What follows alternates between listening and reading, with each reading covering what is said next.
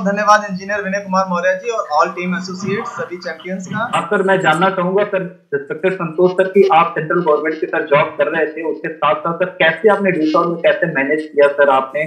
और मैं अक्सर तो सुना हूँ कि सेंट्रल गवर्नमेंट में जो भी आर्मी के अंदर खासकर जो जॉब करते हैं तो अदर बिजनेस करने का कोई उनको चांसेस नहीं होता है, तो आपने सर कैसे इसको बेटर किया सर?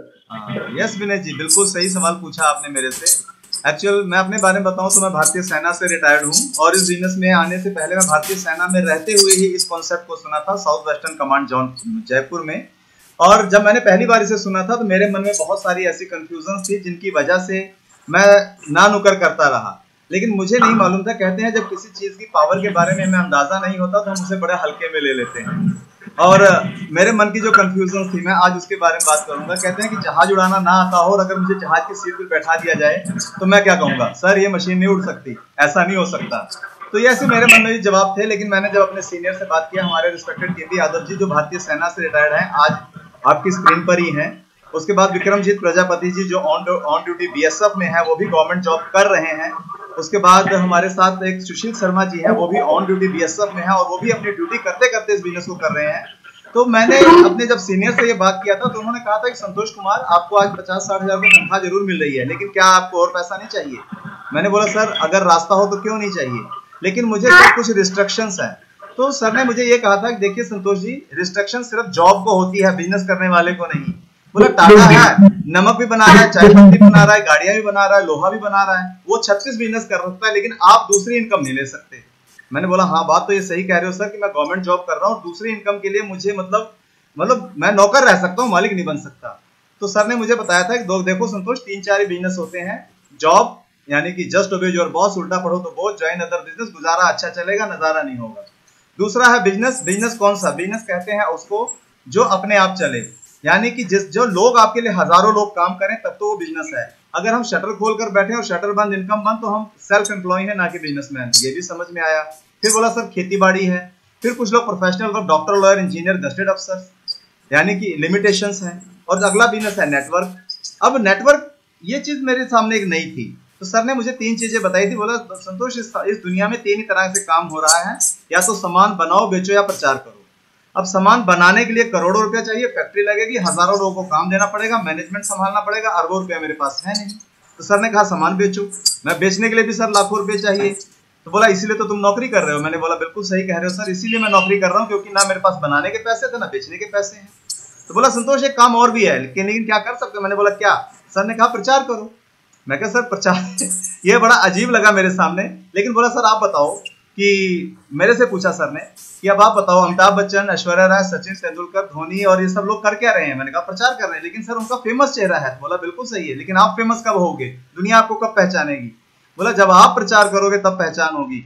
आज मेरा पूरे भारत में 4000 से प्लस का नेटवर्क है। तो मेरा नजरिया खराब हो रखा था। नजर तो मेरी ठीक थी, तो मेरा नजरिया जब शॉर्ट आउट हुआ, मैंने बोला सर 11,000 रुपए लोग करोड़पति बनते तो पूरी दुनिया बन जाती।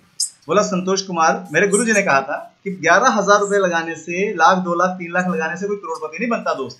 हाँ, उसके बाद जो आप करते हो उस काम से आप करोड़पति बनते हो। मैंने बोला जैसे सर? सर ने कहा कि आप पैसा लगाओ, पैसा लगा के सिस्टम को सीखो, और जो पढ़े लिखे लोग हैं, जो बेरोजगार लोग हैं, आप आज भारत में 40 करोड़ से ज्यादा युवा बेरोजगार हैं। मैंने बोला बिल्कुल सही सर। तो बोला उन्हीं को तो रोजगार देना है। मैं कैसे सर? बोला आपके पास ज्ञान है, आप सीख सकते हो, मैं सिखाऊंगा। मैंने कहा हाँ सर बिल्कुल सीख सकता हूँ। मैंने सीखा, और सीखने पर बोला जो सीखा वही सिखाना है, और मैं यही सिखाता चला गया। आज इस स्क्रीन पर जितने भी लोग बैठे हैं, आज ये मेरी पूरी टीम है, और आज मैं जालंधर में अपने घर से बैठ के होम बेस्ड बिजनेस को डिलीवर कर रहा हूँ। यानी कि एक नेटवर्क जब आपके लिए काम करेगा तब आप करोड़ों कमाओगे। मैंने कहा जैसे सर? उन्होंने कहा जैसे टाटा, अडानी, अंबानी, रिलायंस, आइडिया, वोडा, जितने भी करोड़पति लोग हैं, उन करोड़पति लोगों को स्टडी करो। उन्होंने किया क्या? फैक्ट्री लगाई, हजारों लोगों को काम दिया, वो लोग उनके लिए काम करते, वो करोड़ों कमाते हैं। बोला आप ऐसा कर लो। मैं कहा सर पैसा नहीं है। तो बोला यही तो मैं कह रहा हूं कि आपके पास पैसा नहीं है, इसलिए आप नेटवर्क में आओ और नेटवर्क बनाओ, ताकि नेटवर्क आपके लिए काम करे और आप करोड़ों कमाओ। ये अपना दिमाग का अगला ढक्कन खुल गया। और फिर सर ने कहा एक युग है मशीनी युग, आज मशीनें काम कर रही है, लोगों का काम कम हो गया, लोग बेरोजगार हो गए। मैं कहा बिल्कुल सही है सर। अब रोबोटिक युग आ गया, अब रोबोट्स आ गए हैं, तो अब बड़ी बड़ी इंडस्ट्रियों में रोबोट्स कार बना रहे हैं, तो लोगों का काम फिर खत्म हो गया, इंजीनियर की जॉब खतरे में पड़ गई। फिर उसके बाद बोला आर्टिफिशियल इंटेलिजेंस आ रही है। आर्टिफिशियल इंटेलिजेंस क्या कर रही है? अब हमारे बॉर्डर पे ऐसी फेंस लग रही है, डिजिटल फेंस। विक्रमजीत प्रजापति जी हमारे बीच में है बीएसएफ से, वो बताते हैं कि वो कोई भी कुत्ता भी क्रॉस करेगा तब भी हमें इंफॉर्मेशन मिल जाएगी कि हमारे एरिया में कोई एंटर कर रहा है। यानी कि इंसान जो नहीं कर सकता वो मशीनें कर रही हैं। और आज 1 लाख से ज्यादा सेना छटनी की जा रही है, सैनिकों को निकाला जा रहा है। यानी कि लोग क्या करेंगे? तो ये चीजें मेरे आई ओपनिंग चीजें थी, मेरी आंखें खोल दी कि जो आदमी भविष्य देख सकता है वो करोड़ों कमा सकता है।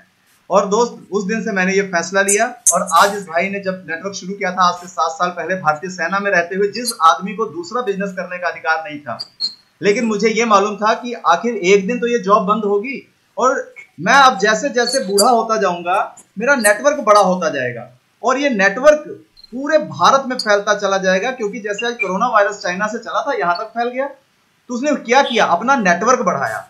इसी तरह ये नेटवर्क एक वायरस की तरह है। जब नेटवर्क आपका बढ़ेगा आप करोड़ों कमाओगे।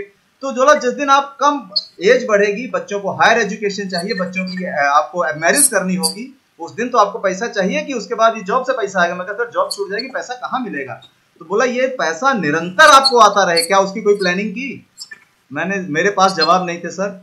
उसी दिन से मैंने इस बिजनेस में 1.5 लाख रुपए लगाकर स्टार्टिंग किया था सर, और आज 4000 का नेटवर्क है। इस बिजनेस से बहुत सारा पैसा कमाया और आज लोगों को गाइड करता हूँ। ऑल इंडिया उड़ान ग्रुप कैप्टन के नाम से जाना जाता हूँ और इस बिजनेस की ट्रेनिंग देता हूँ मैं। तो सर बस यही मेरे लिए आई ओपनिंग चीज थी। और कहते हैं ना कि क्राइसिस आता है तो हर आदमी अपॉर्चुनिटी ढूंढता है। और जैसे डॉक्टर के लिए अपॉर्चुनिटी कब आती है? जब कोई महामारी फैलती है। लॉयर के लिए अपॉर्चुनिटी कब आती है? जब लोग लड़ाई झगड़ा करते हैं। उसी तरह ही आज का सिनेरियो जो है, लॉकडाउन होने से क्या हुआ? लोग अब ऑनलाइन अपॉर्चुनिटीज ढूंढ रहे हैं। अरे ऑनलाइन सामान से लेके खाना, पैसा, टिकट, सब कुछ तो ऑनलाइन हो रहा है। तो क्या शिक्षा ऑनलाइन नहीं मिलेगी? और आज हार्वर्ड जैसी यूनिवर्सिटी ऑनलाइन हो गई। और इसी चीज का सपना हमारी इंडस्ट्री ने 20 साल पहले देखा था। तो सर जो पास्ट में देख कर आए हैं उसे अब होता हुआ देख रहे हैं, और जो आज यहाँ पर हम प्रेजेंट में रहकर फ्यूचर को देख पाएंगे वही लोग करोड़ों कमा पाएंगे। तो ये चीज मुझे क्लियर हो गया सर। और उस दिन मैंने इसके ऊपर बिना सवाल जवाब किए शुरुआत किया और आज इतना बड़ा नेटवर्क खड़ा किया है।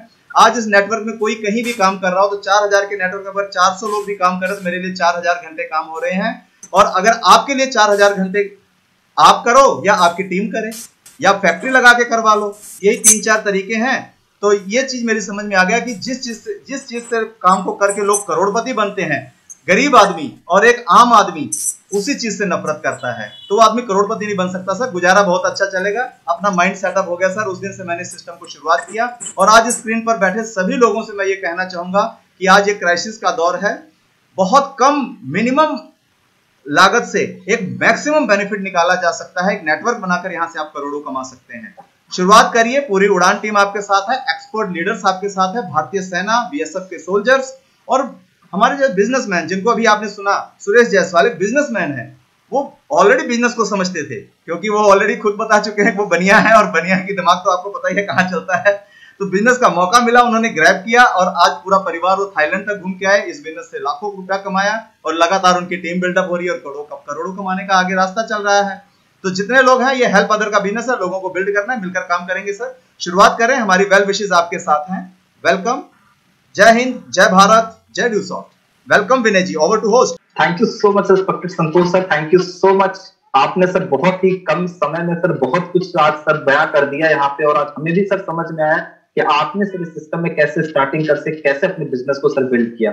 Thank you so much respected Santosh sir.